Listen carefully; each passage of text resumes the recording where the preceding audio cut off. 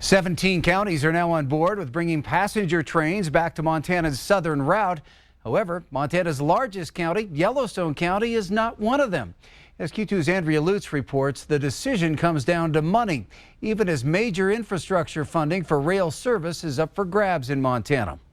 As Montana Rail Link prepares to leave Montana's tracks, conversation is heating up about the possibility of bringing passenger rail back to Montana. Burlington Northern Santa Fe runs freight across the southern part of the state, but some hope the changing landscape could mean new opportunities. We will work with the host railroads, whoever that might be, but we're confident that we'll have a good working relationship. Dave Strohmeyer, who's pioneering the passenger rail effort, says many of the counties that have opted into the rail authority are those small eastern Montana counties.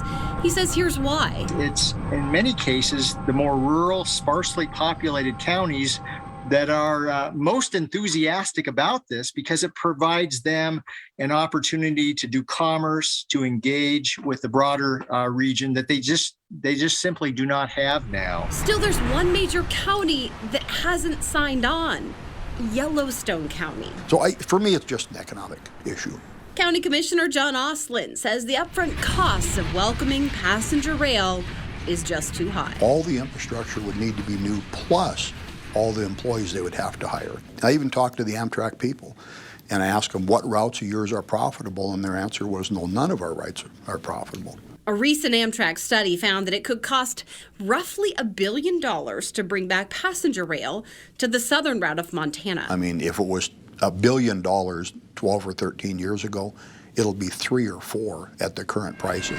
Yet the study also suggests passenger rail would produce an economic net, even generating a safe and environmentally friendly travel option for the ever-growing number of visitors heading to Yellowstone National Park. $300 million are estimated to accrue in economic benefits along this route per year during the startup phase.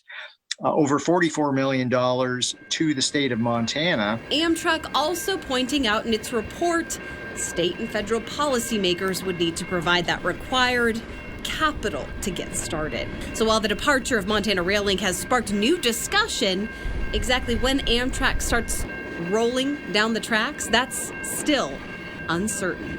In Billings, Andrea Lutz, MTN News.